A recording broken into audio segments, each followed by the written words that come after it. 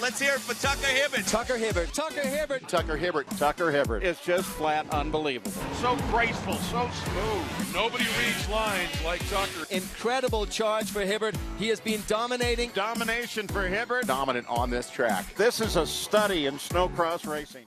To my right here, Tucker Hibbert. I don't know if you know Tucker, but if you don't, it means you've been living under a rock in the snowmobile world for the last, dude, how long? You've been racing since you were like 8 years old. A long time, yeah. I think I raced like 23, 22 years. So my dad always gave me a hard time because I retired when I was, I stopped racing when I was young compared to him. He raced into his 40s, and I don't know what I was, 34, 30, something like that when I stopped racing. And he's just like, he just gives me a hard time. But I started when I was like 3, basically, and he didn't start until he was in his teens, and didn't get serious until his early 20s. So our actual racing career time, I actually raced a little bit longer than him, but I just started way earlier. So it seemed like he likes to give me a hard time about it. Well, I have a ton. I couldn't sleep last night because I was like had all these thoughts and questions in my mind, and so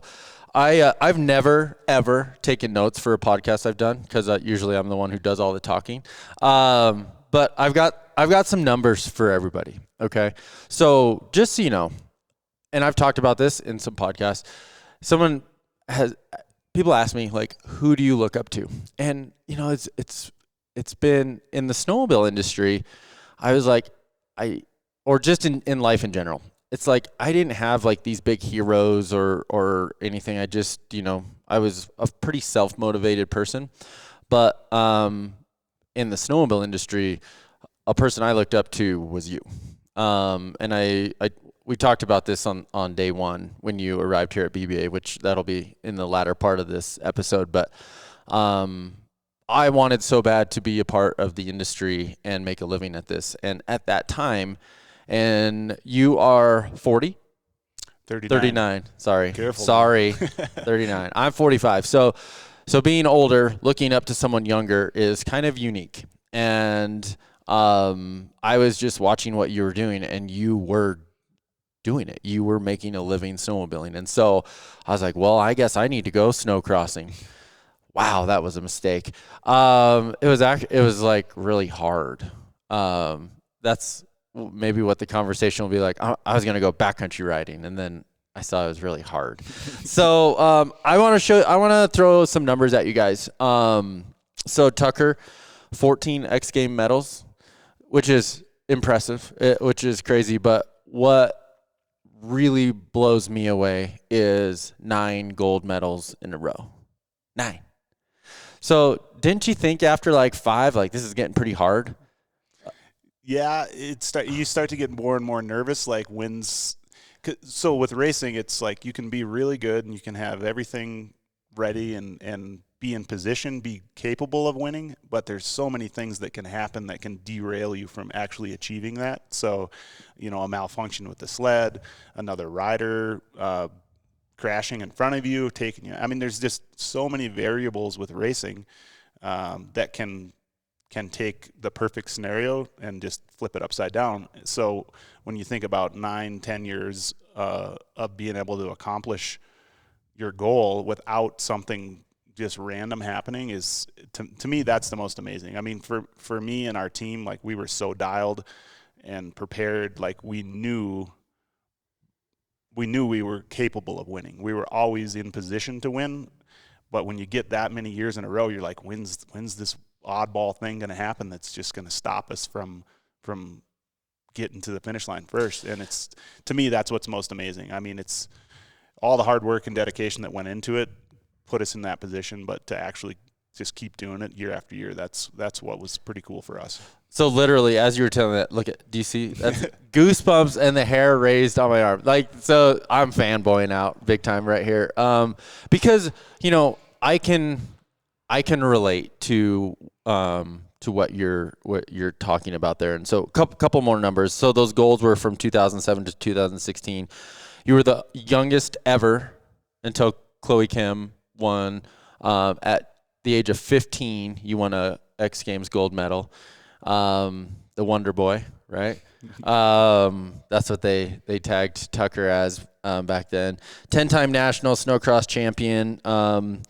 You big-timed me last year and didn't come to BBA because you got inducted into the Hall of Fame. Some kind of big deal there, which was awesome.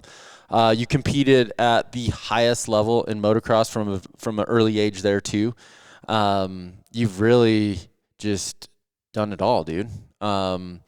So we got a bunch to dive into, which will be really fun. Obviously, a lot of people know you for your snowcross efforts. But I got to ask you about the motocross side of things. Just many people maybe don't know that, but it seemed like that was a pretty big passion for you growing up. It was, for sure. As a kid, I just loved motocross, and I loved, obviously, snowmobiles. My dad was racing and riding, so growing up around that, naturally I got sucked into it. And he also rode dirt bikes, and just anything with an engine and some excitement and adrenaline was for me. And I really got hooked on motocross as a young kid. And so growing up, it was always motocross and dirt bikes in the summer, snowmobiles and snowcross in the winter. And that's just how it went forever and ever. And that was a pretty common thing with a lot of snowcross racers. It seemed like they kind of went hand in hand. And for me, it was always, it was fun because I got to do both. You can't, they don't overlap a ton, so you could just have fun doing both. But as I progressed and got better, I really started to enjoy racing motocross, and I took it more serious and started improving and wanting to go to more races and bigger races. And it was just kind of like my deal. My whole life was just loving to do both sports. And at one point, I kind of took motocross and supercross more seriously and kind of stepped away from snowmobile racing at the level that I was, and had some pretty big goals that I wanted to accomplish. And I accomplished some of them, not all of them. I still, what it's like. You always want to be better, and you always think back, I should have done this or done that. But I'm pretty happy with how that went. And honestly, I feel one of the biggest reasons for my success in snowcross in my last 10 or 12 years of racing was due to the effort that I put into racing supercross. The time that I kind of set aside to focus on that and put snowmobiling on the back burner, I learned so much about training and fitness and preparation and how to like polish the racing effort that I was putting in. I transferred that over to snowcross, and it was like that was when the light switch happened, and I went from winning races and being good to like the next level of winning every time and super consistent, and just like I said earlier, being in position to win every time. And then basically the only reason you don't win is because some things happen that maybe are out of your control, or you make a mistake, which everyone does. But for the most part, that time racing motocross and supercross really set me up for success in the last chapter of my snowmobile racing career.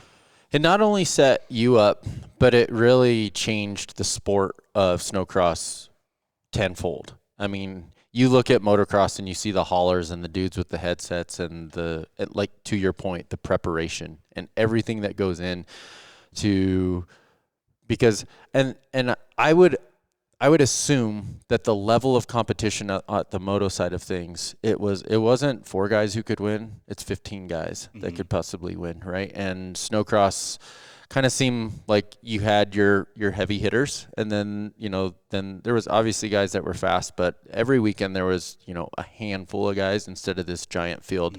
And so I think one of the things that worked out for you that also worked out for me was maybe from a timing standpoint with the sport. And so we had Travis Pastrana and X Games and freestyle, and that was like in that 2005 to 2010 era.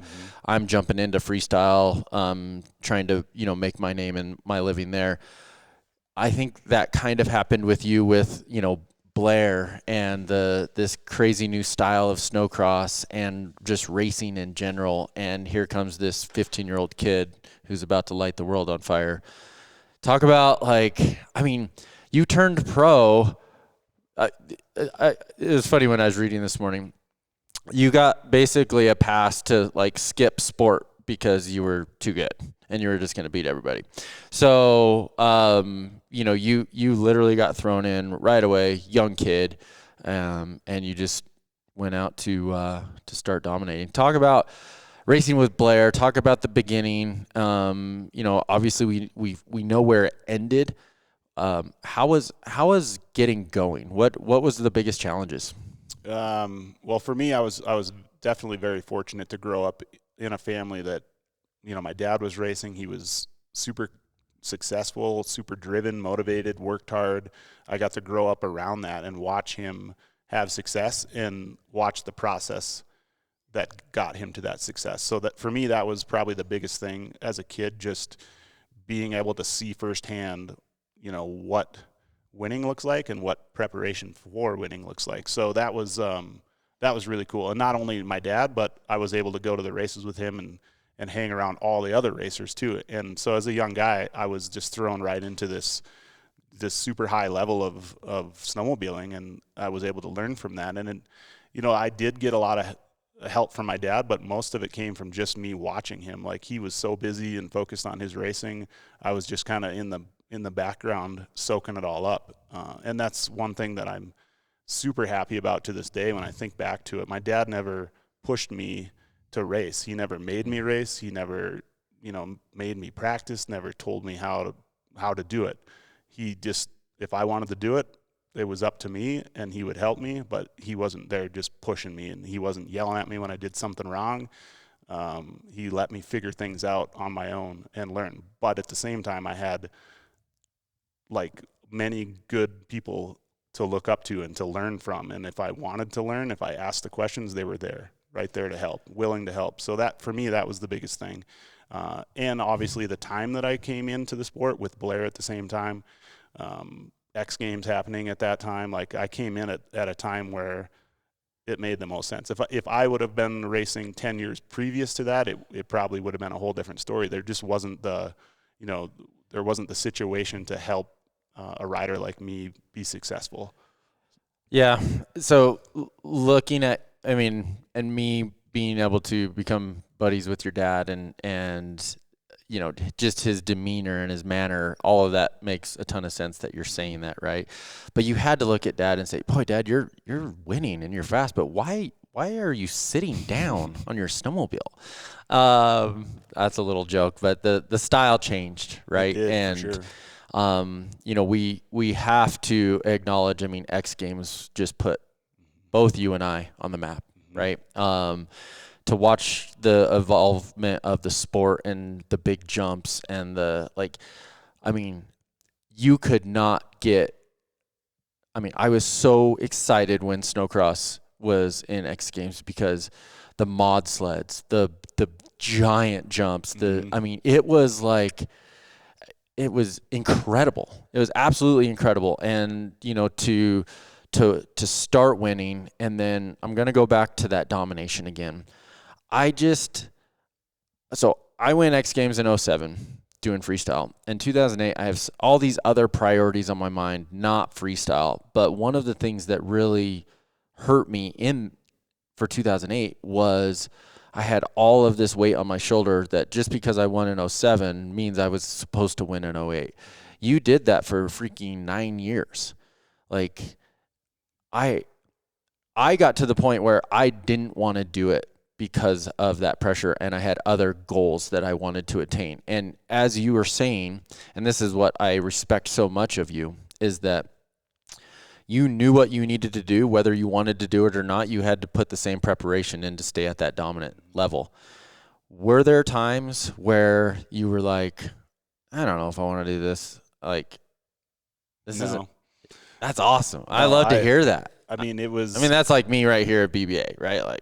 Is there a time nah, dude, I really like this. Yeah. No, I had so much fun doing it. And so the cool thing for me was that I was surrounded by people that were as motivated as I was and as dedicated as I was to being successful. So when you get a group of people, it's one thing if you're one person and you're trying to do something and you've got all the motivation, all the talent, everything necessary, but you're kind of on your own or don't have a good support group. That's completely different than when you have a support group that is on the same level, just willing to do whatever it takes, excited to do whatever it takes, and that's what we had. And when you get a group like that together, it's a whole different situation, and it's so much fun. And then the success happens, and then it just snowballs. Everything just falls into place, and I'm super fortunate that I had that, because I think there is a lot of people out there that are capable of doing what I did, what you do.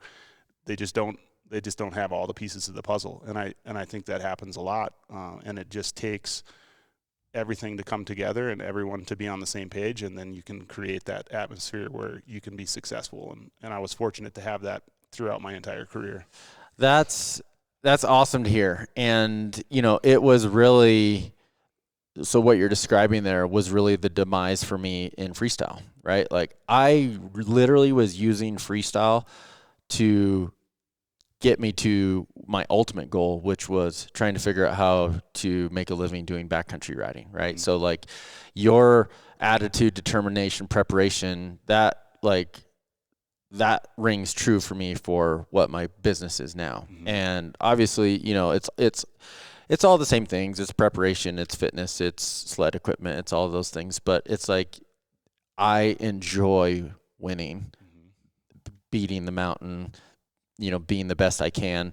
And I think that's the key to successes. And dude, I literally put you on this same level as like a Tiger Woods, a Michael Jordan, as far as like, and what I mean by that is, when the pressure is on, you performed. And I think that was the most impressive thing, is like, dude, can he seriously do this again?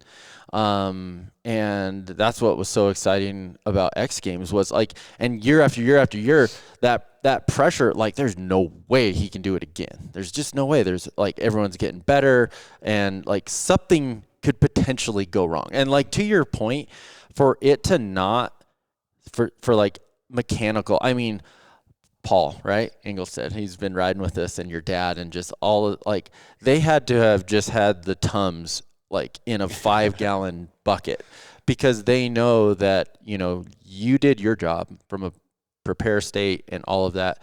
And a lot of it relies on equipment at X Games. Yeah, for sure. And that goes back to my team. Like, I had people that knew what they were doing. They were as dedicated as I was. They were there to make sure everything was perfect. And when you do that, even if something goes wrong, then like, you can be bummed, but it's like, we were not leaving anything on the table ever. Yep. So it's like, if something happens, it happens. Yeah. I mean, it was so rare that I ever did have an issue. I mean, it was way more common that I made a mistake as a rider on the track. Way more common that would happen than I would have an issue with my snowmobile. And that was just a testament to the brand Arctic Cat that I was riding. They had great equipment. My dad, all the people at Arctic Cat Engineering who helped support our team, my mechanics, Paul. We had a lot of great people throughout my career that helped work on the sleds, and Steve Hool at Speedworks was, especially for X Games, we put in so much effort for testing, and you would see that, like, getting the whole shot in a race, any race, is huge. I mean, that's 90% of winning, is getting out front. Unfortunately, I wasn't always the best starter, so I had to learn how to come from behind. But for sure at X Games, I pretty much got the whole shot every time, and that was just because we put so much time into preparation and testing for that event, and all the people that put that time into the snowmobile made it easy for me. Yeah. Well, I got one more set of numbers here that I forgot to mention that is as impressive, if not more impressive, than X Games. So you lined up 235 times, and you won 138 of them. Dude, that's unreal. I should have won more. You should have won more. I knew you were going to say that, but that's just absolutely unheard of. Like, absolutely unheard of to have that type of dominance. And again, it goes back to all the preparation. So one of the things that I'll always remember is, our paths have kind of been aligned, but they haven't crossed that much over the years. And you'd give me a call in October, "Where's the snow?" And I'm like, "Dude, it's a little early. I know you're wanting to get out on the snow and practice," but there was several times where you and your dad would jump in the pickup truck and come out, and you'd see me riding in November, and where are you? I'm like, dude, come on. It's awesome. Trust me. Come on. And we'd see you and your dad just go pound laps in the rocks in the early season conditions. And, you know, I loved seeing that attitude and that preparation, and just it's like, I'm like, well, Tucker's gonna go kick everybody's butt again. He's already riding his snowmobile, and everyone's like not even close yet. So yeah, that was huge for our success, and a lot of that is my dad's effort to make our preseason testing happen. I was, you know, I still am not that experienced in the mountains. My dad's got a lot of experience, and for us, the preparation before the race season was where we put a lot of effort, because if we could come into the season, into the first race, you know, 10 steps ahead of the competition and then carry that all the way through, they're never going to catch us. That was our mentality. So I put as much effort as I could into riding before the season started, and not just riding the same as everyone else. So we would search snow. We would, like you said, I would call you, hey, where's and I think sometimes you were like, don't come out here and ruin all my snow. You know, it's just getting ready. But we would drive wherever we had to find a little patch of snow and make our own little track and get some seat time. So that was and some of the other racers caught on to that and started putting that effort in towards the end, and it showed, like, the elevation of all the teams and riders started going up. But yeah, my experience in the mountains prior to this week has been just riding a snowcross sled in the minimal amount of snow and bouncing off of rocks, and just trying to get faster on my race sled, but on the side of a mountain, which I quickly learned this week is not the same as riding a mountain sled. It's a little different, and we'll get into that. But I got a couple more questions. So you're a mod guy, right? Like, you love mod sleds. When, you know, back in the day when they had the 800 mods and everything, it was like, whoa, like, just, and obviously I like mod sleds too. You guys know that. So I got to ask you, out of all of them, what was do you have, like, I get this question all the time. I'm like, man, I don't know. Like, they're all awesome. Like, what was your favorite sled that you ever rode? And hold on, let me answer it. So in 2000, when you had the aluminum tank, the small, like the ZR chassis and the cut hood, that sled, like, it was so different than everything and everybody. It was hand built. And who was helping you with that? Russ. Yeah. Russ is a little Houdini on the sleds too, isn't he? Okay. Yeah. So Russ was really, Russ, Hibbert, and Joni and their whole family was super important in my early years of racing. My dad was still racing, full bore in his career, like going off doing his thing, and I was just getting started. So Russ and Joni took me racing for a couple of years while my dad was so busy, and Russ was the man behind that 2000 X Games sled that I won on, fully hand built. Like, that, there was mod sleds then, but this was like next level mod sled. Like, let's make this thing as good as it possibly can. And I say I was a teenage kid going to high school and riding my dirt bike. It wasn't me spinning the wrenches or it was all Russ and Arctic Cat putting that thing together. So super cool sled. Okay. So sorry, I answered the question for you, but, like, is there another one that, like, sticks out to you? Yeah. So that 2000 sled was probably one of the, like, most radical sleds for its time that we did. But like I just mentioned, I wasn't heavily involved in figuring out what it was going to be and actually doing the work. It's hard not to pick the last sled. That's what I tell people. They get better every year, so it's like, well, I mean, there's no way I could race my 2010 sled. You got to pick the last one because it's the easiest one to ride, the fastest, the best handling. But I've been asked this question many times, and I always say the same thing I just said. The last one I raced because it was the best. But I think back to so 2012, Arctic Cat came out with a new chassis, and it just did not perform well on the track. It was heavily consumer-based chassis and not as much effort put into making it a specific race sled.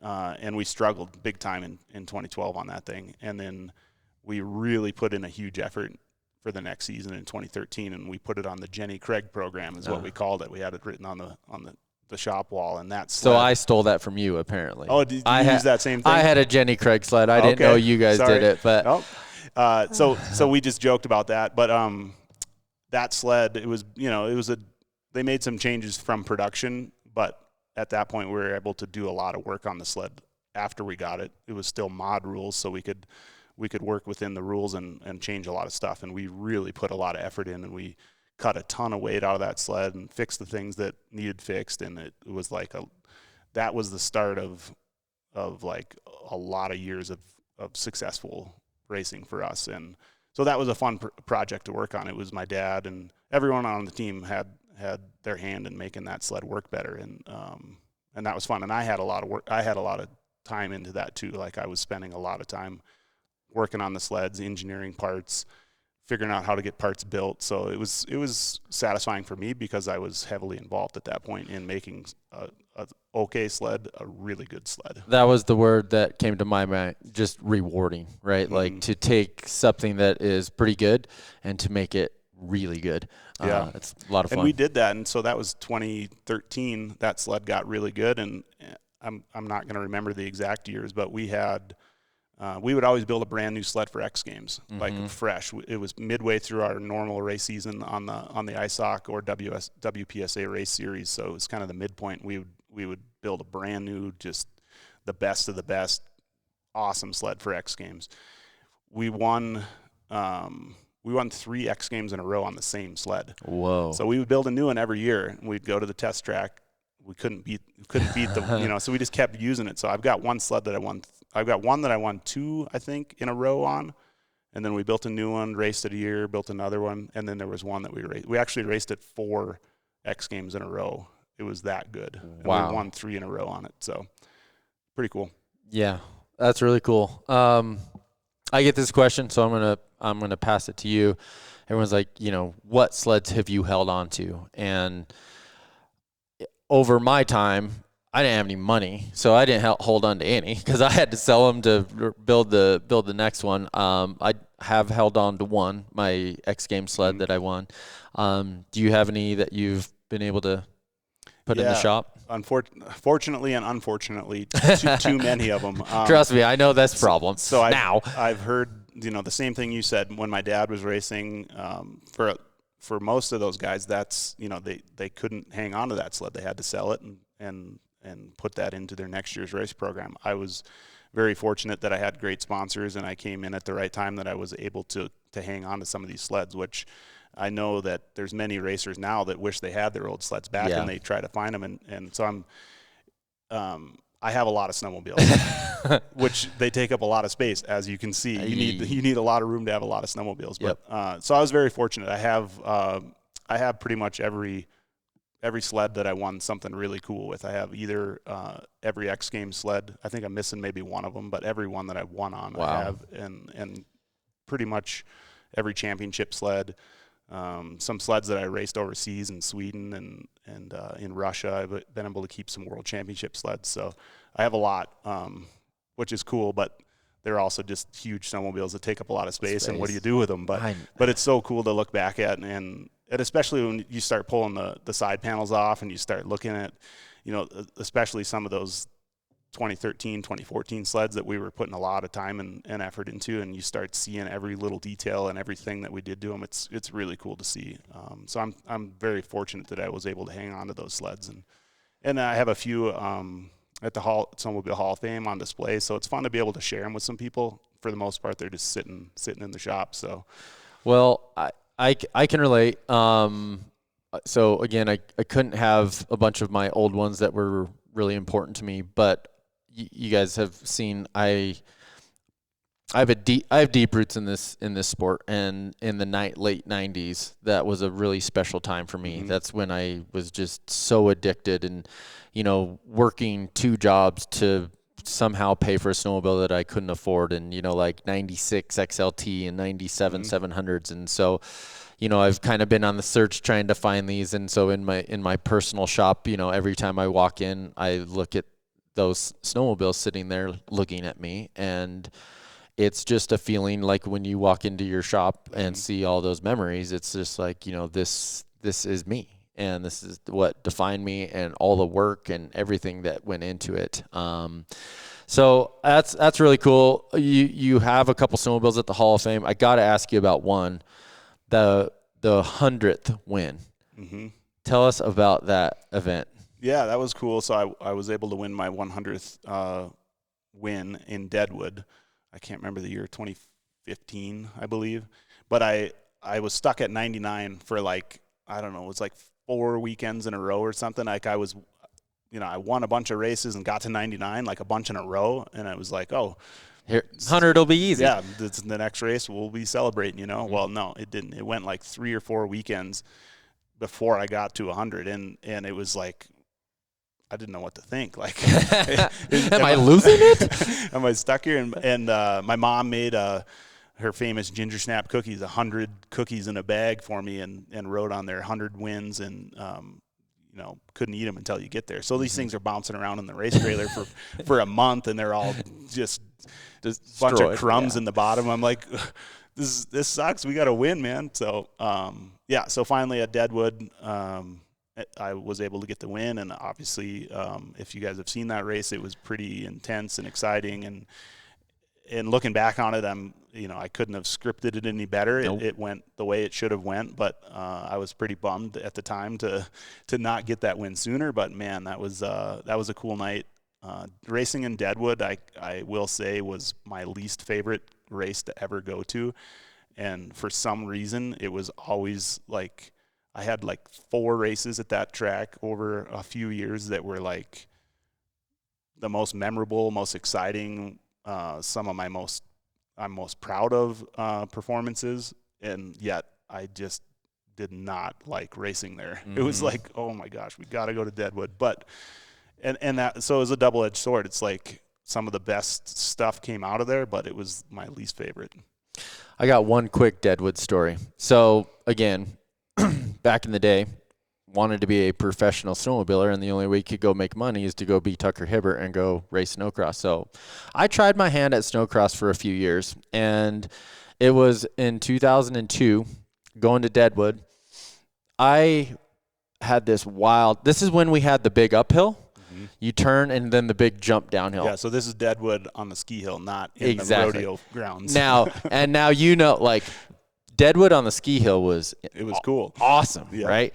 So I literally would go there knowing that I'm not very good at Snowcross, but all I wanted to do was hit that downhill pinned, like Chris Vincent, right? Chris would just like send it off of that thing. Didn't even. Okay, I can already tell how this didn't work out for you. You're trying to be like Chris Vincent. Okay, you're just gonna have a bunch of broken parts on your snowmobile. Now hold on, I'm getting there. I should be nice. Chris was very successful, but he was also good at breaking stuff. He was a wild man. Yep. So you were actually racing semi-pro this year in 2002. I'm staying at the same hotel as you. You probably don't remember this because I was sitting behind you, but so we show up. We're at the breakfast, and I'm like, I'm just spying what you're eating because I'm like, I got to get all the tips and tricks. 2002 was probably Lucky Charms and Cinnabons. Actually, you had this giant pile of food, waffles and sausage and eggs, and I'm like, how's he eating all this stuff? And so we're racing in the same class, and I already know, like, I'm not good at Snowcross, so I need to one-up these semi-pros with my equipment, okay? Look at him. So I show up there on, this is no joke, a 2002 Mountain Cat chassis with a 136, a long track, okay? So not a 121, a 136, because I'm like, I'm going to get the whole shot, and I am going to go up that hill.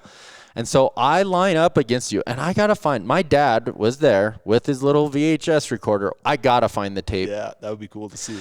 So we line up, and sure enough, dude, we're going up this hill, and I'm in front of everybody. I'm like literally probably looking back like I am doing it.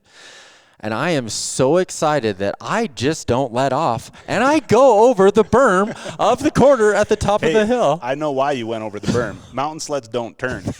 You're right. I learned this. It wasn't your fault. It wasn't. Okay, well, thank you. That was kind of my claim to fame in Snowcross, that I hole shot Tucker Hibbert to the first corner one time. And then I blew the corner, and then you won. But that was it was fun. But so, couple quick ones on Snowcross, and then I want to talk about our epic 3 days that we got to spend in the backcountry here. Mm-hmm. You look very healthy, very in shape, very fit. What's been your worst injury over the years? Probably so I've had what almost all racers have: broken bones, some torn ligaments, some sprains and bumps and bruises. Fortunately for me, no head injuries throughout my entire career. I think I had one. I think because this is before concussion stuff was like really figured out, but hit my head once racing motocross, but it was probably a pretty minor situation. Otherwise, very fortunate to not have head injuries or any other real major injuries. I did crash 2012, the year we were talking about. The sled didn't work the best. Was kind of an off year for me, and I had a big crash at the last race of the year and lacerated a kidney. Had some internal stuff, which turned, I didn't realize it at first. It took a day or two before we got to the bottom of stuff, but it was a pretty bad one. I spent 3 or 4 days in the ICU and a week or 2 in the hospital. So yeah, that one was a little scary. It was scary for me, more scary for Mandy, my wife, and my family and everyone that was involved. I mean, I was just kind of along for the ride, but they had to kind of see what that was all about, and it was scary. There was 4 minutes when I was thinking like I shouldn't do this anymore. You know what this is like. You go through something and as racers we forget really quick. Thankfully, so I was able to bounce back from that. Bounce back even better. That was one thing that I was super fortunate to be able to do. Anytime I had an injury, I came back stronger after the injury, and that was because of the training and the effort and the dedication that I put into recovery, and realizing that if I was better, faster, stronger, I wouldn't get injured again as easily, and if I did, I'm going to come back even faster. So overall, super healthy career for me. Quite a few bumps and bruises along the way that people don't really know about or didn't know about, but stuff that I was able to manage and just keep powering through.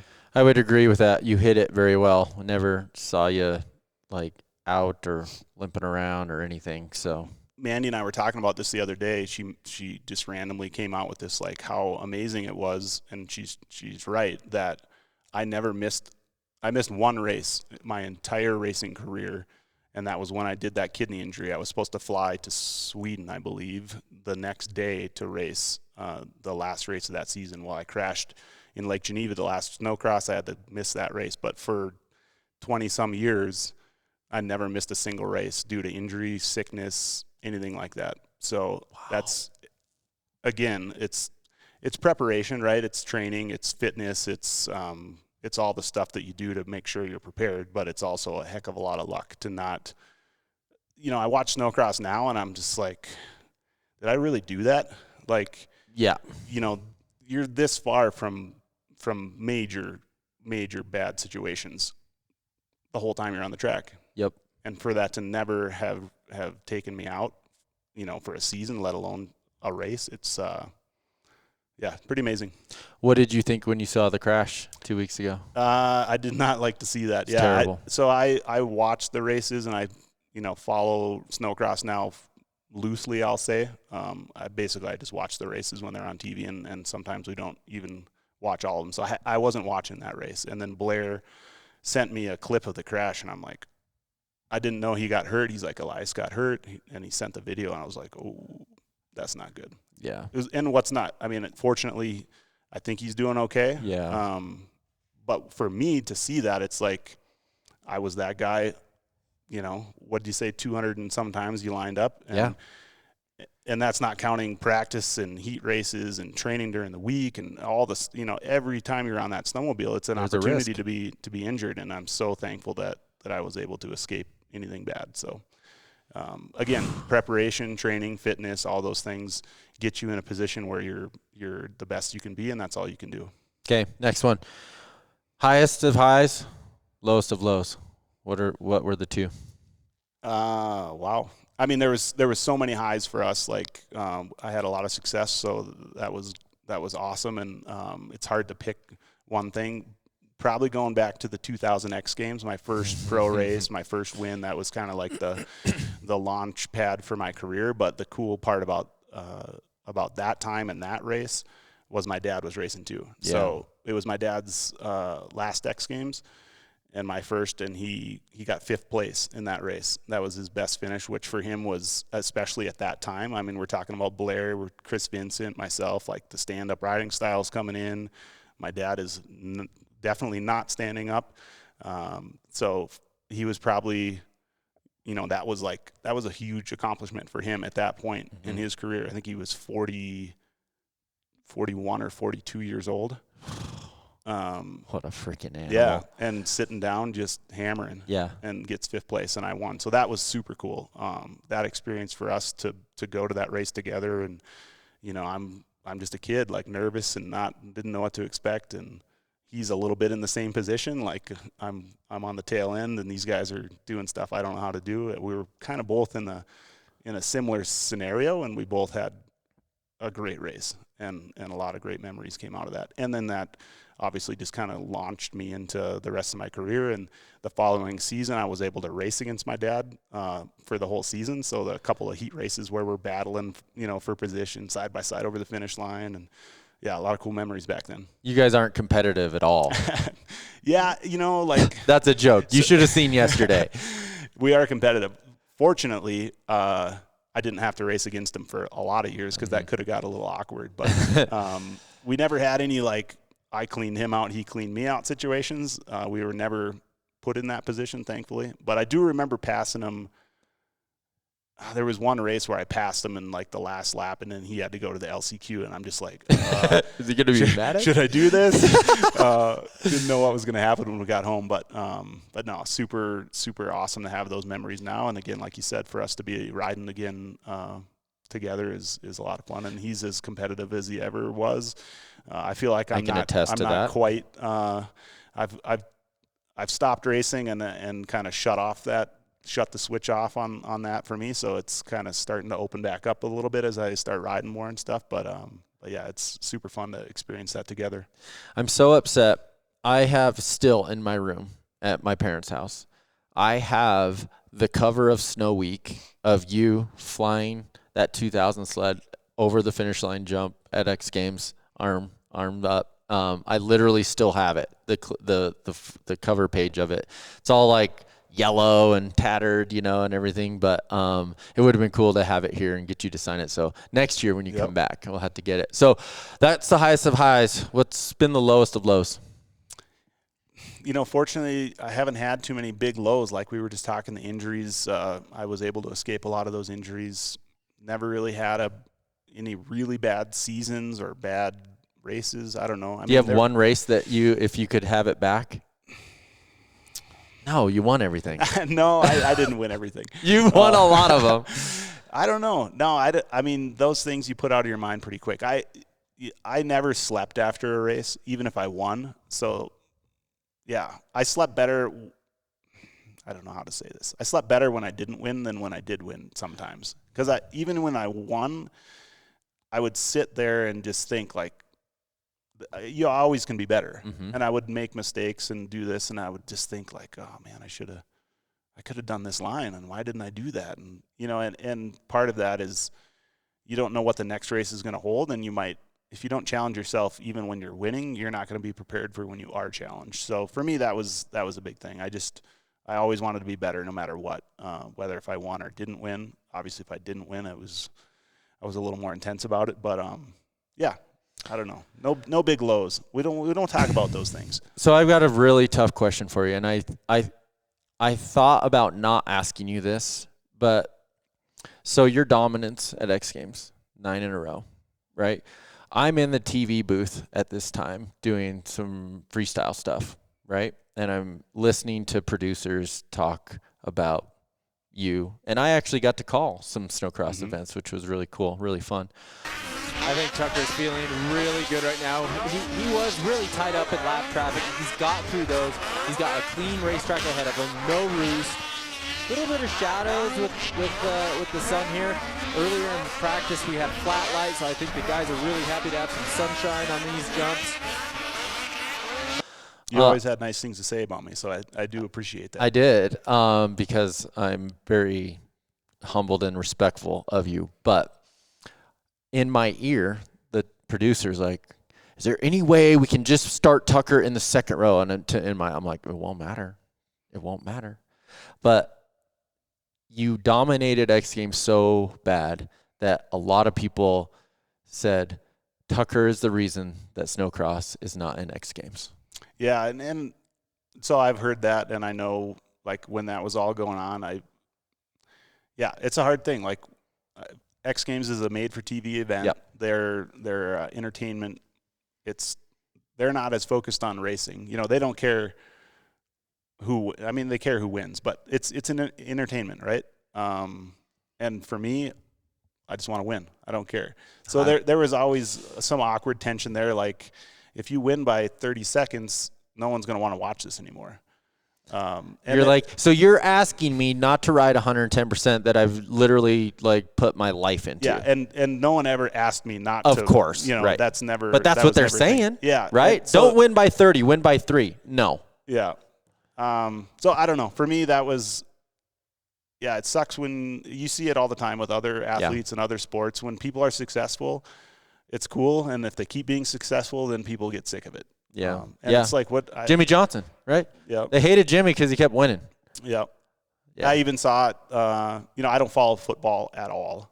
I sort of watched the Super Bowl the other night, and it's funny when you're around a bunch of people because everyone's got a different perspective on things, and some people, I could kind of sense that some people are just chafed because a team has won 2 years in a row now, and they're like, "Oh, it's like," and I'm sitting there, and I even said something to some guy. I'm like, "So, you don't want someone to be, you get mad when someone wins too much.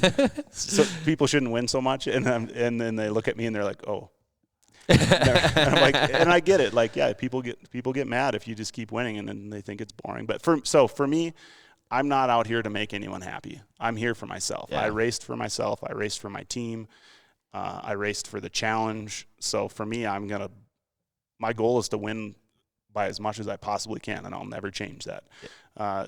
Did that hurt X Games and Snowcross's involvement in X Games? Maybe. I have no idea. But I don't care. I can't control any of that. I'm here to win. That's all I want to do, and that's how I approached every race in my whole life. And that's what I can sit here today and feel good about it. If I, sandbagged or didn't put the effort in or whatever, then it sucks. Like, you feel bad about it. Then it would be one of our lowest of lows we'd be talking about. So for me, it was me. I didn't care about anybody else. It's not a nice way to think about things, but when I was racing and super successful, you have a one track mind. That's it. And it's unfortunate because, family, friends, things get left in the sidelines. You can't do it all. So there's give and take, but for me, I had to that was all I knew. Just go. Well, and for me, I am a fan of the winner. And like you said, a lot of people, they don't like Tom Brady. They don't like Jimmy Johnson. And because they win too much. Mm-hmm.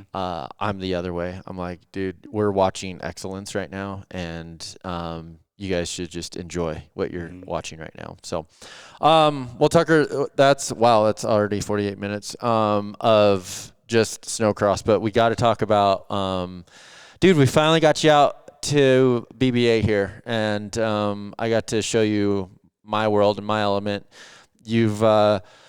So let's just tell the people what was your motivation to come out here and do some mountain riding? How much mountain riding have you done in the past? I was so pumped to get both you and your dad out here. Your dad has been out here for the last 3 years, and literally, it's, him and I texting you. Well, your dad wasn't texting. He was like sending letters. On the flip phone. Yeah, on the flip phone. Yeah, but having my mom send me a fax.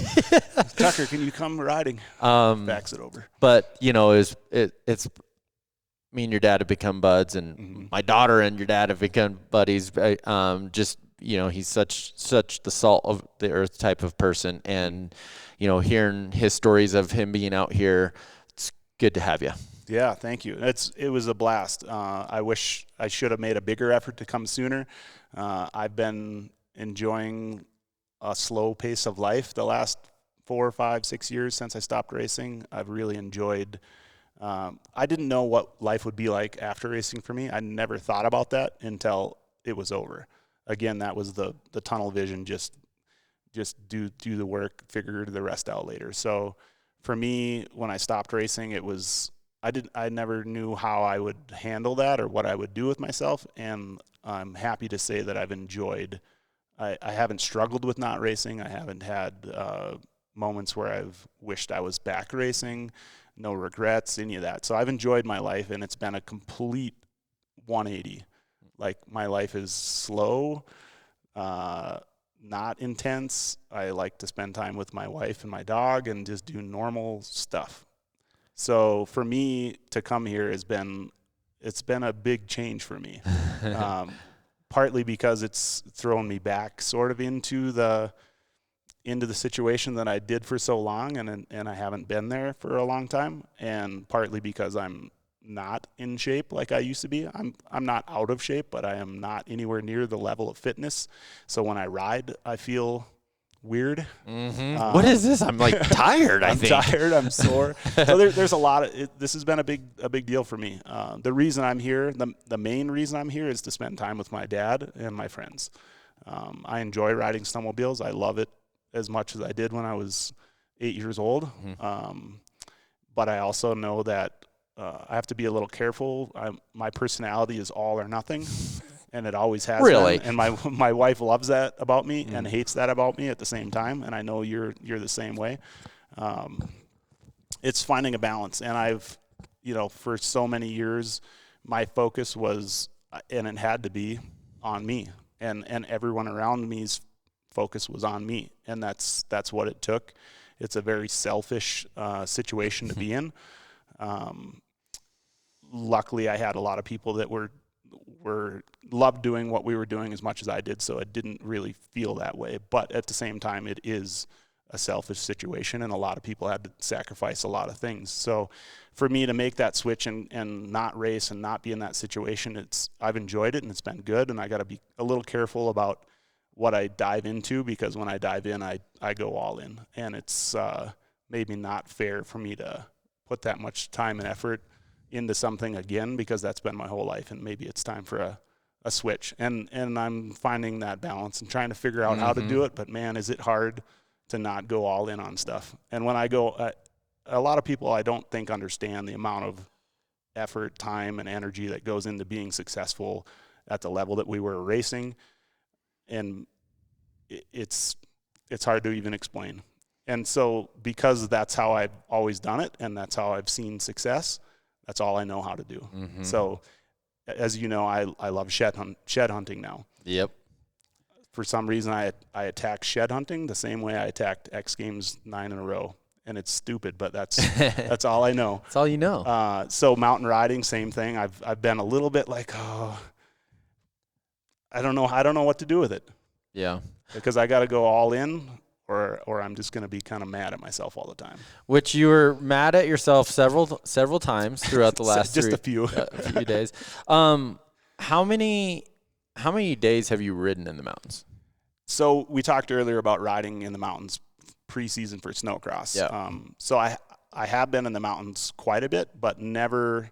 This is the first year that I've ridden mountain sleds in mountain conditions this time of year. It's always been in the past on a Snowcross sled in spring or fall snow, which is totally different from mid-season snow or whatever. So my experience in the mountains is pretty limited and very limited when it comes to actual mountain riding. This year I started. This was my third trip riding. So the first day of our riding together was my fourth time on the mountain. So very limited, and yeah, it's been an eye-opening experience. Let me stop you right there. Okay, so this dude. So obviously, I know he knows how to ride a snowmobile, of course, right?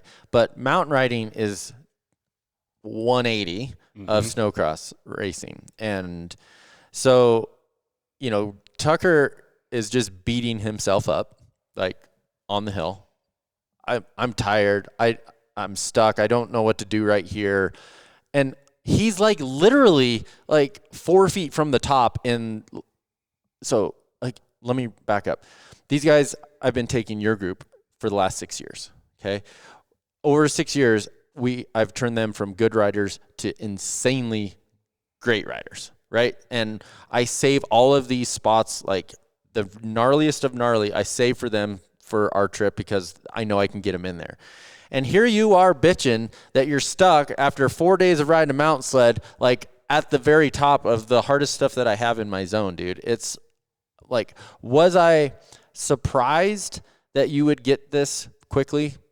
Maybe not, but more impressed because it's really hard. It's easy to get frustrated because it's when you live at that level your entire life and then you're not at that level doing something that you like, it could be frustrating, which we've talked about that over these last 3 days. But dude, you being hard on yourself, that doesn't surprise me either. It's like me when I freaking yard sailed into the tree yesterday.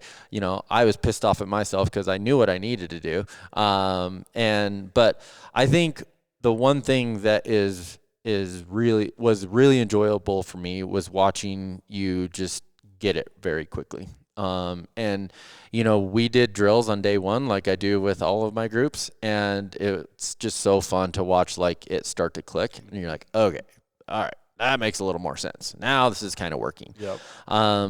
So, you know, I guess I'll let you talk about it because I get to talk about this all the time. Like, what did you think of, you know, the terrain and, you know, just the pace and the steepness? And because we try to show it in the videos and all of that stuff, but until you see it in person, you're like, whoa. Like, yeah. I showed you the videos last night, right, of what we did where you guys were like, no way. And I showed you and you're like, wait, that was it? I'm like, yeah, I know.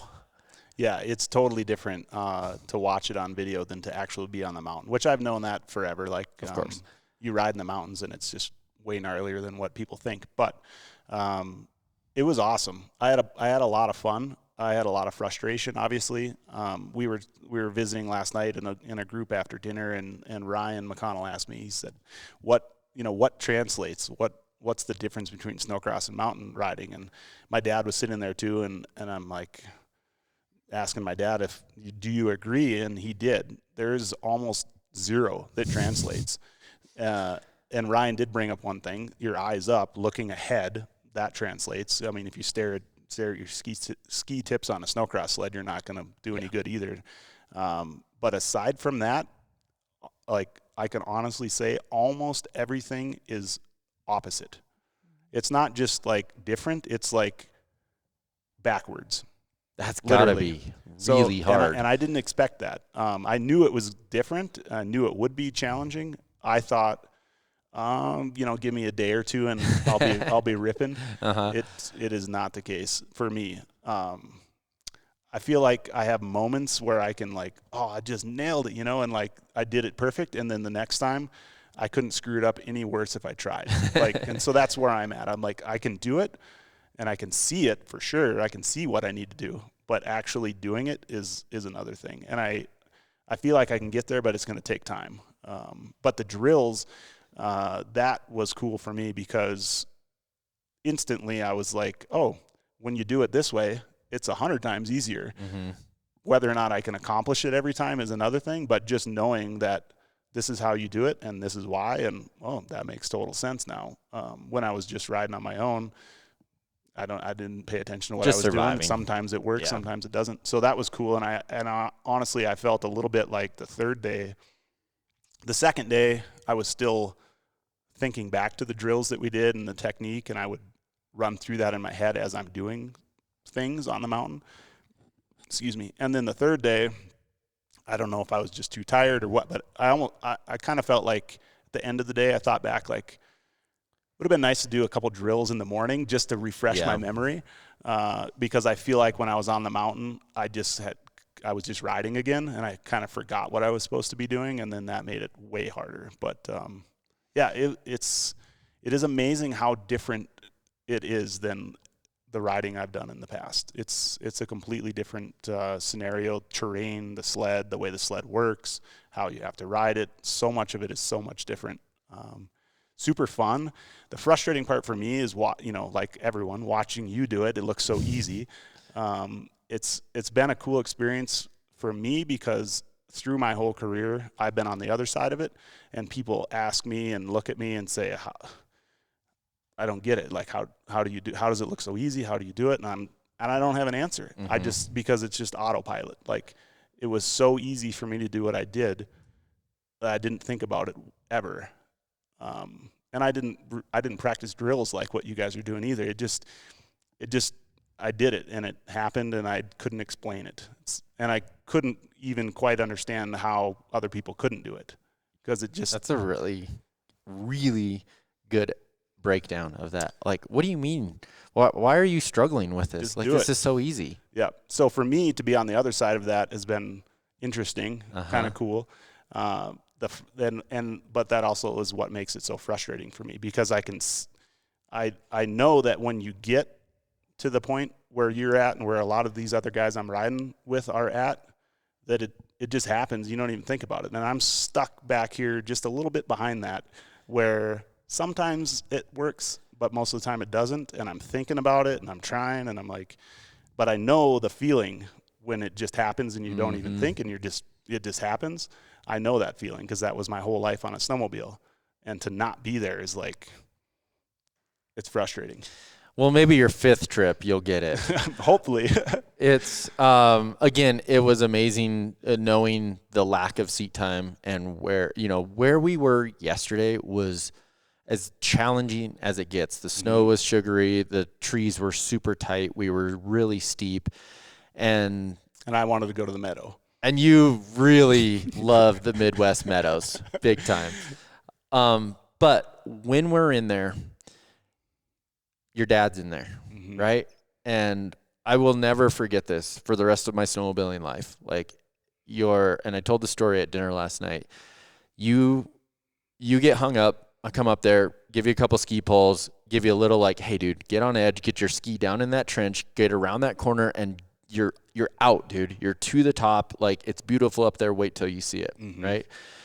And your dad is like, he is so bound and determined to take the hard line. And I talk about this in life, in everything. The reward is so much better when you take the hard way versus the easy way.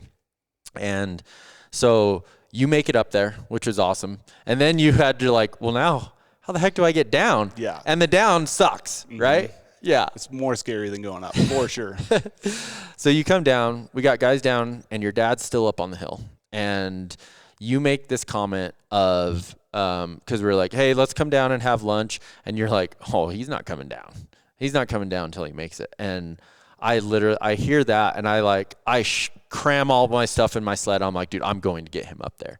And I get up there, and he's upside down in that shithole that we were in, and just with the biggest dang grin on his face. And he's like, I could just really use just a quick little hand.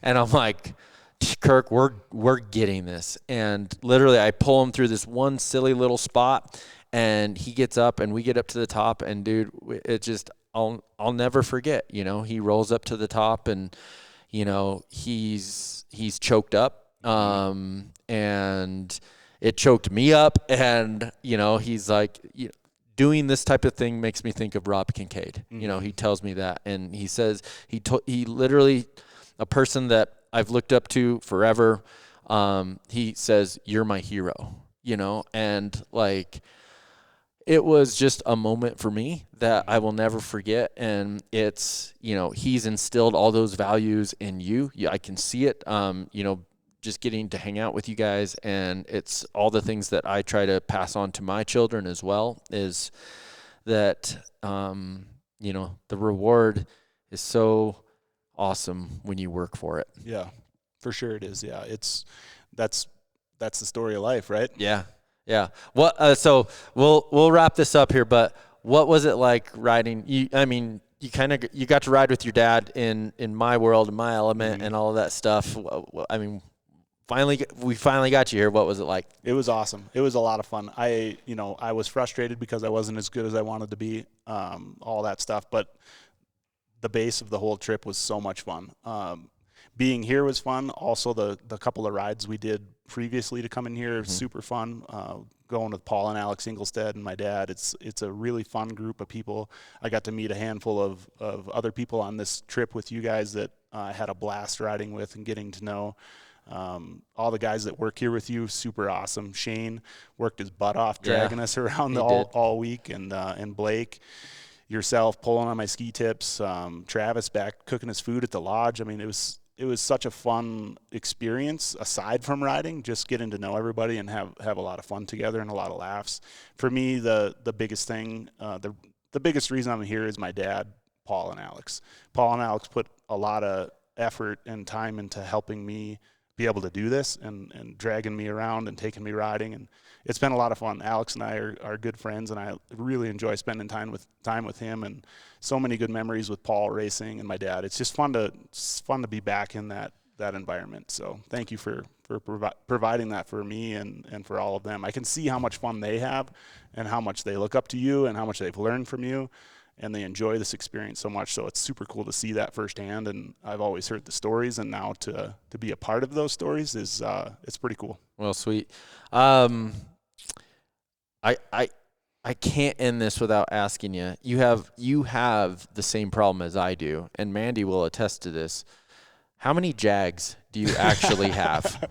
Yeah, so I'm into these old sleds. We're gonna have to see. It's a common theme with us. This okay? is gonna have to be a whole nother podcast, but it will. And you're coming to Old Iron, dude. Yeah, I'm in the old Jags. They're not like high powered. They got one carburetor, little fan cooled 440 engines. I like the long tracks though, with the touring and the reverse and the 2-up seats. So I'm a little bit of an old man, but I'm working into some higher horsepower. Get something that I can bring out here and ride with you guys. But I love snowmobiles. Yeah, and old Jags are cool. They are 100%. Yeah, you and your dad need to get like the Thundercat or ZRT, or we need to get something out here, roll chain case, deep paddle track. So I have to ride a Jag, just so you know. So it's going to be a modified Jag. Hey, I'm in. And if it ain't long, it don't belong. Write that down, everybody. Tucker, I can't thank you enough for jumping on here. It's, again, I've looked up to you forever, and being able to actually spend some real time with you instead of like everybody else watching you do your thing has been very enjoyable for me. I can't wait for next year. I can't wait to see all the other things you do, and the things you do to stay engaged with your fans. I think it's awesome. I think a lot of people they hold on to those past times and want to know what Tucker's up to. And that was actually the number one question when you type in Tucker Hibbert. What is Tucker up to? And so I congratulations on all your success. Congratulations on, I think about the retirement side of things as well. When, like when I get to that point where I don't want to maybe do BBA, I have a shed full of projects of 96 XLTs and Ultras and Jag-like projects that I really enjoy. And again, I love snowmobiles and I love snowmobiling, so that will always be a part of my life it is for yours. Yep. Well, thank you, Ed. And again, we've kind of been parallel in our careers and just crossed paths occasionally, but I've always looked up to you, and that, I'm sure you hear it all the time, but the big backflip at X Games in 07 down that mountain was nuts. So that was nuts. That was one of those ones. It wasn't nuts. It was cool, and it looked nuts. But for you, I'm sure it was just like going up the mountain yesterday. You just go do it. That was, yeah, man. We could have like 18 podcasts and have some fun stuff. But that was one of those. I'll never forget your comment talking about that. Both you two, when you guys came and visited me in the summer, you guys brought that up, and it was one of those times where it was a defining moment in my life where I just needed to do what I needed to do to go win. Yeah. And that's something that you can relate to. I can totally relate to that. And it's amazing the calm of that. Like, I'm prepared. I know my sled can do it. I know I can do it. Yes, it's a little out of the realm of what I've done in the past, but I feel I was not nervous at all. So, we got to give props to our wives and oh my gosh, because Mandy was not calm because I was standing with her. I'm sure your wife was not calm. Yeah. So for us, it's just what we do. But for the people on the sides watching, holy cow, my poor wife. Yeah. Yeah. Your poor wife. I didn't get to touch on this, but you said it no better. the life we have lived has been 100% selfish. To be the best at something, if you're not selfish, you will never get to the best. And I actually shot a piece with 6 Hour in December, and they were interviewing me, and that's all I could think about was like, you know, the only reason all of this is here is because I've sacrificed my wife, my family, my time, all of that to get to here. And so, you know, from here on out, that is my goal, is trying to like back away from this a little bit. It's established. I've got great guys. I still enjoy riding, but I really have so much time and effort to make up on the family side of things. And more, I spend a lot of times with my kids, and that's still, again, at a sacrifice of spending time with my wife. And so I have a lot of making up. Yeah, it's a balancing act for sure. Yeah. And when there's sheds to find, it's like it makes it even harder. Nothing else matters. Shed hunting. Tucker, awesome, man. Thank you. We'll see you next time. Thanks, guys. Hope you enjoyed this one. Blake, you have a lot of editing to do on this one. All right. Thanks, guys, and we'll catch you next time.